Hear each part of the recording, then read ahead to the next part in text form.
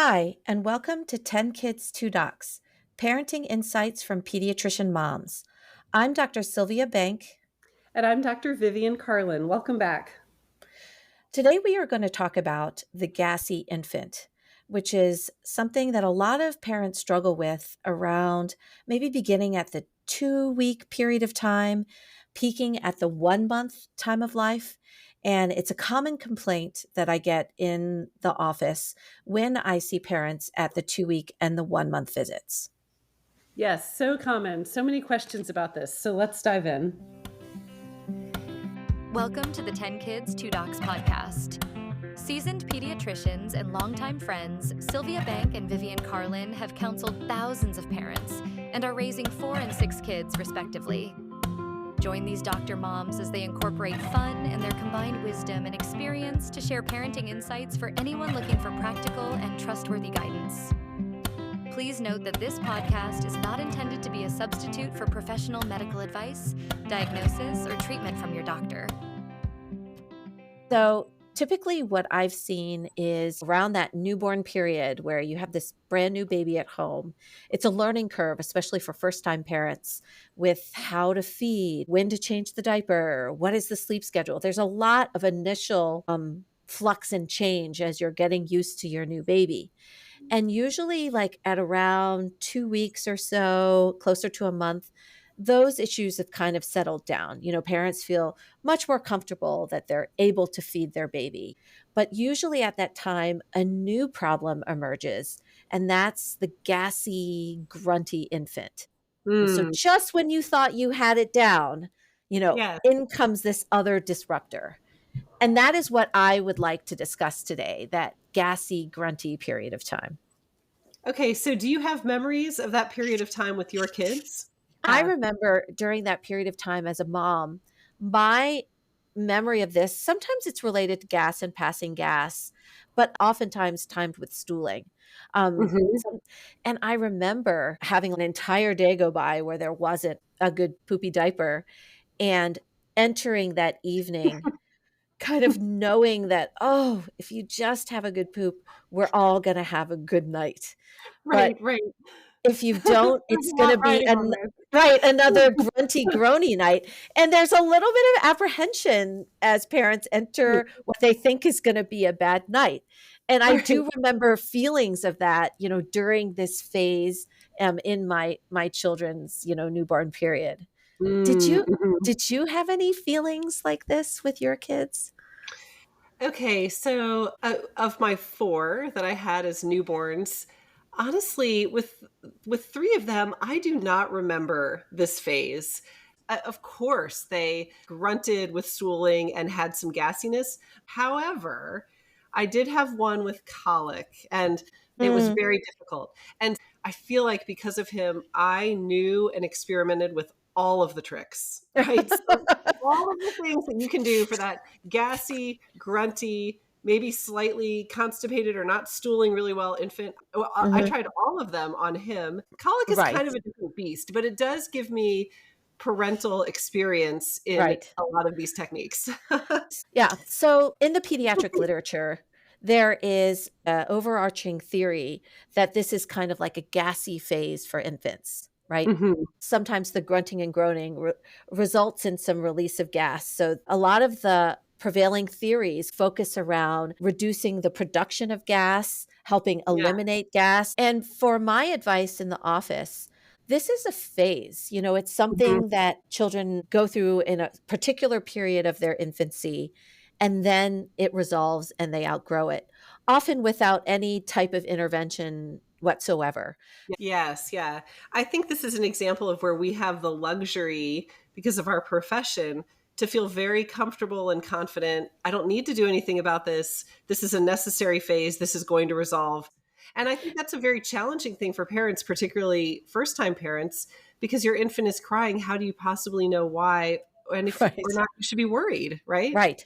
I feel like it's very stressful. I mean, even though we're describing it as a finite normal period of infancy, it doesn't undersell how stressful it can be for parents, right? Yeah. And Like particularly because it always represents a change. Right. This was not happening in the first week of life or the first 2 weeks. And now all of a sudden, like you said, we have this new issue to deal with. What does this even mean? Yeah. Right. So, as we discussed, this gassy period of time during infancy is a finite self resolving time. And my advice that I give in the office is to paint a picture of understanding as to what's going on with their baby Yeah. in Yeah. order for them to feel reassured that, they're not doing anything wrong. Hmm. And even though the prevailing theory is that a lot of this discomfort is related to gas, I will often draw an even further analogy for parents to visualize related to stooling. I just want to be clear that the speech that I give to patients in the office is more of a way to help them set their parental mindset and expectations moving forward. I don't know if there's a way to prove this with evidence based medicine to give people a little bit of background, but I still feel like this speech is useful. Although it could actually be true. It could be. I describe the infant. Does your baby spend some time, really grunting, groaning, sometimes crying from pain, working at it for a good 5 to 10 minutes? The parents open up the diaper, and there's no poop, no results. Like, Hmm. what Hmm. was all of that effort for? And Yeah. then at another time when they're just relaxing, holding their baby, nothing special, without a single grunt or groan, all of the stool comes out at that time. So, Yes. yes, and there's often an extreme understanding of that. Like, yes, we see that all the time. And I try to get the parents to see that there's a mismatch. The coordination of effort and result is mismatched at this time in the baby's life. And to help them understand this even more, I draw this analogy where I talk about when the newborn is first born. Yeah. While you're feeding them, it's like their GI tract is an open tube, where as you're feeding them, it's flushing right through their body and they're actively pooping, right? Yes. They're Just pooping all the time. yes, Yeah. straight through them, especially while feeding. Like, you're pouring it in and it's pouring right out. Yes. And in this mindset, I try to describe at around a month, you stop having the every 30-minute diaper change. They begin to hold a little bit of stool in their rectal vault. And that process of holding a little bit of stool is how people become continent. So in that process, there's an adjustment phase where the Yeah. baby might have a sensation that there's something down there. They're groaning and feeling that sensation, but the release of the stool is not coordinated yet. And, this often is a good mindset for parents. They're like, oh, I get it. I see why, this is a temporary thing. And it can be a reassuring mental model for parents. Then I kind of move a step further where I talk about how you can support your child when they're feeling upset, when they're crying and upset. But if you help them poop too much now, then they don't learn to do the coordinated poop on their own. They become kind of Yes. more reliant on your assistance rather than having them struggle a little bit and learning to do it all on their own. Yes. Yes. It's almost like this is a necessary phase of their development that they just have to work through, right? Exactly. And it helps, I think, set the parental responsibility Hmm. instead of feeling like my responsibility is to always ease my child's discomfort immediately so they don't cry. Hmm. Versus, this is Yeah. a different parental model where it's like, okay, this is a necessary struggle that me as a parent, I'm here to support, right? And I'll give them a finality to it. I usually tell them that this phase ends at about 12 weeks. I think is a way of just kind of setting their goal, an understanding of this takes some time Yeah. and it's okay if it takes that long, right? Yeah. Yeah. I want to make a point here that nearly every visit, when we are being asked about this gassy, grunty period, we are also being asked about constipation. And that's why it's important to remember that these discussions that we have with patients are happening in the context of the well child visit, right? We as the physicians are actually examining the infant. We're asking questions about the stooling. I often am telling parents that there's a lot of variability in what is normal frequency for stooling at this age. Yeah. And it's not, I try to reassure parents, it's not necessarily about the frequency that they're stooling. It's about the consistency of the stool. It's about how they're growing. It's about any signs of difficulty with absorbing with mucus or blood in the stool. Often I will use to differentiate between constipation, stool caliber. So even if they've skipped 2 days and they Yes. have a very large bowel movement and it's still soft and Soft. Yes. oftentimes like a big blowout, that is not constipation if the Yeah. stool is still soft, even though it's not frequent, right? Yes, exactly. This is still that mechanism coming into place, developing continence. Yeah. So, this is the first step in my pediatric guidance to just kind of set the parental mindset, have them understand maybe what's going on physiologically to be able to support their child through this more difficult time. Yeah, actually, let's talk now about all of the things that parents can do to support their infant, as well as let's talk about some of those most common products that are marketed to parents as solutions for this.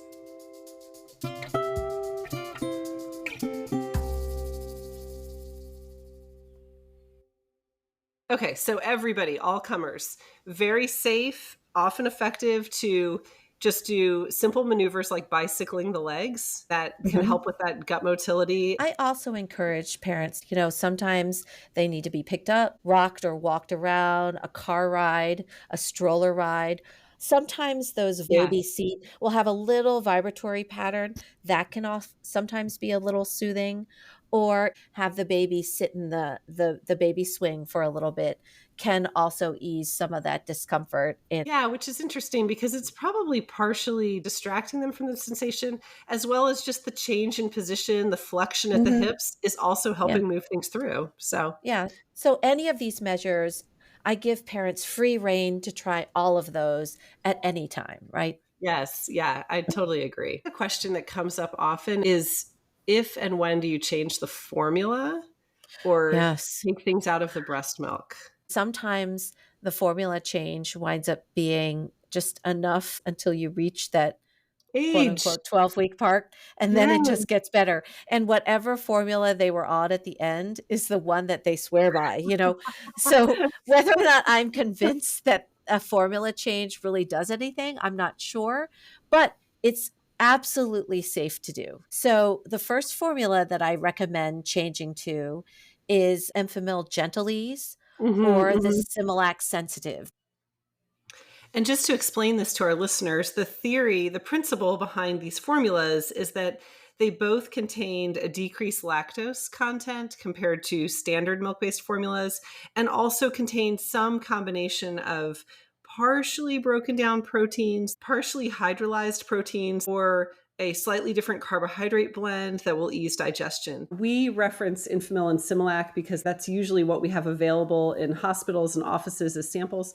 There are other brands that make very similar lines of formula, and I would highly recommend just having a discussion with your pediatrician about those other brands if that's what you're considering. Sometimes they'll say, oh, it was they're just going a little bit too much now, but it's better. Yeah, yeah. This is an important one to talk about because, again, nothing necessarily needs to be done. And I do caution parents with any formula change, we do expect some change in the infant's digestion that may contribute to fussiness for a few days. Like, you really, if you're going to Right. change the formula, you've got to stick it out past the transition point to see if it Right. works. And it's really funny because, just like you, sometimes changing the formula is just buying us time. And time was going to be curative anyway on its own, Right. right? I discourage going to more elemental formulas at this point. It Yeah. is so much more expensive and unnecessary for this issue. So let's turn to infants that are breastfeeding. We get a lot of questions about, is it something in the breast milk? And before we go there, I just want to say that when I see parents who are at this phase and have that gassy, grunty infant and are breastfeeding, I want to acknowledge they have made it through the hardest part of breastfeeding, right? Yes. Those first couple of weeks initiating breastfeeding. And I am so enthusiastic, encouraging that mother, continue on in your breastfeeding. This gassy gruntiness happens to all infants, formula fed and breastfed. Making changes often doesn't make any difference. Please continue on. But that being said, we get these questions about, should I take something out of the breast milk? I get this a lot where the mom will say, "I think it was the Brussels sprouts," or "Is it my Yes, the coffee? Is it my cauliflower. coffee? Yeah, coffee that's Yeah. causing the problem." So I will get that quite a bit. Yeah. Yeah. Yeah. It certainly doesn't hurt to try. And it may be in the process of trial and error. We're also just allowing that all important time to pass and the issues may resolve. So I always tell moms if they're motivated and they think they see a pattern, then absolutely go ahead and eliminate certain things from your diet. But again, with the knowledge that it may not make a difference. Okay, Sylvia, I think the next thing we should talk about is the Windi. It's a tube that is marketed as a means of relieving gas. And it's called Windi the Gas Passer. And it's basically a hollow tube that inserts into the rectum, just like you would insert a rectal thermometer. There's a stopper so that you can't insert too far. And then this allows gas to pass through the tube. Honestly, rectal stimulation using a rectal thermometer is a method a lot of parents are aware of, where you put in the rectal thermometer just long enough to take a temperature, and often that stimulation of the rectum is enough to produce a bowel movement. It's unclear to me if I think that the Windi actually has a different mechanism of relieving gas, or if it's more just that that stimulation of the rectum is causing any gas and stool to be pushed out through. So this is kind of like passing wind. It helps babies release the gas that's in the lower portion of their GI tract, right? In theory. Yeah. Yeah. Yeah. Yeah, I agree with you. I don't really know how much this works as a gas releasing device or Yeah. whether or not it's just another way of providing that rectal stimulation to help the baby Right. release any stool that's in the rectal vault, right? Yes. Yes. Right. Usually parents ask me about the Windi, and I do bounce back to my previous advice where if you help them too much and they learn to be reliant on rectal stimulation in order to pass a stool, it counteracts the philosophy of supporting them and letting them figure it out on their own, right? Yeah. Yes, I agree. It's always with a caution of this should Right. be infrequent. Right, and if you find that you're using it pretty much every time in order to relieve discomfort, pain, or pass a bowel movement, then you need to go back to the pediatrician, right? There's Yeah, more that needs to absolutely. be done at Absolutely. that point, right? Yeah. Yeah. Yes. Yes. Agreed. Okay. So next in line, I would say we get asked about gripe water and Mhm. Mylicon. Right. So gripe water and Mylicon are over-the-counter oral remedies that you can give your child like a little dropper full of some liquid, and it's been marketed to help this gassy phase. Yeah, let's talk about these two. So, gripe water, which incidentally has been around since the mid 1800s, although it used to contain alcohol, it doesn't anymore, thank goodness. It still is an unregulated mix of different herbal supplements like fennel, ginger, dill seed, sodium bicarbonate, things that we know help with gut pain in adults. And it's marketed under many different brands. Mommy's Bliss, Little Remedies, CVS has a proprietary brand. This is marketed for colic. I usually am only talking about it in the context of colic. For that normal gassy, grunty infant, I would not recommend it. And even in the context of colic, there are cautions that I'm going to give parents concerning gripe water. But in the setting that we're talking about today, I really would, again, the baby just needs time to work this out. I would recommend avoiding gripe water. The other one that is talked about is Mylicon. That's the brand name. The name of the ingredient is simethicone. So sometimes the generic is simethicone drops. This is FDA regulated. Simethicone is a non-absorbable surfactant silicone compound. What that means is that it's not absorbed through the gut. It's not absorbed into the bloodstream. It stays in the gut. It forms a layer around air bubbles that causes them to break up and then kind of permeate more diffusely through the colon, with the idea that it's going to avoid there being any of those larger air bubbles that could cause pain. Again, I'm usually talking about Mylicon in the setting of colic. Colic is crying that occurs for 3 hours or longer, multiple times a week, if not every day. That's not what we're talking about here. So I usually don't recommend it in this context. It is safe to try it with the caveat that it may not make any difference. And then again, I want parents to be careful with how often they're dosing it. It should not be every feeding. Use it only when you need it. So occasionally now we'll hear about probiotics. Yeah. So do you want to talk about your thoughts on that? Sure. At 1 month, we usually only recommend that the baby take breast milk or formula and any prescribed medication. So at this phase, we don't really recommend probiotics. Yeah, and I think that goes back to everything we've said. We just want to be so careful about introducing anything unnecessary to that infant gut at this time. Probiotics, I believe, has a place in medicine.